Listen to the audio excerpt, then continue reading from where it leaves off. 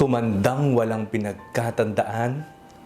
Ako po si Father Fiel Pareha at ito po ang ating segment, ang Daily Devotion, na kung saan tayo po ay magdarasal, magbabasa at magdidilay kasama ng salita ng Diyos sa buong taon.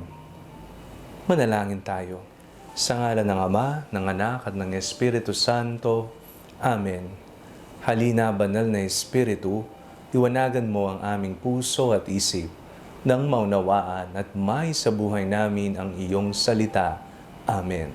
Our Bible passage for today is from the Gospel of St. Mark chapter 8, verses 11 to 13, and I read it for you.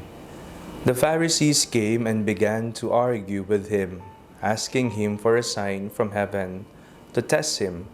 And he sighed deeply in his spirit and said, "Why does this generation ask for a sign? Truly I tell you, no sign will be given to this generation."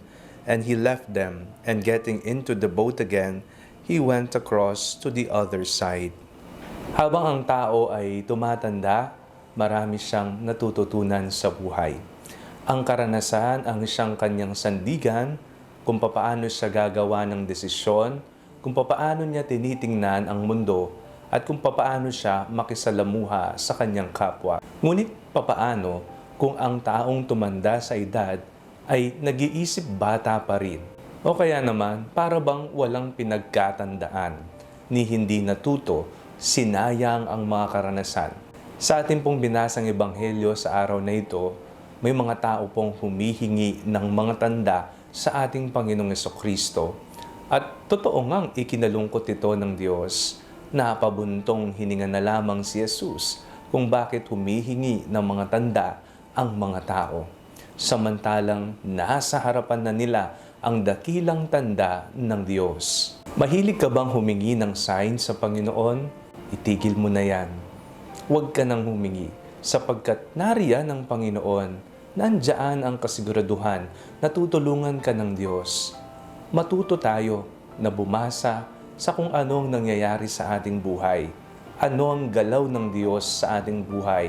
Saan tayo dinadala ng Diyos? Huwag tayong maniwala sa mga sabi-sabi ng iba, sa mga hula ng iba, o kaya naman sa mga pangitain na gawa-gawa lamang ng iba. Maniwala tayo sa dakilang tanda ng ating Panginoon. Ang Panginoong Jesucristo mismo ang siyang tanda, isang tanda ng pagmamahal, isang tanda na kung saan ipinamalas ang dakilang awa ng Diyos sa ating lahat.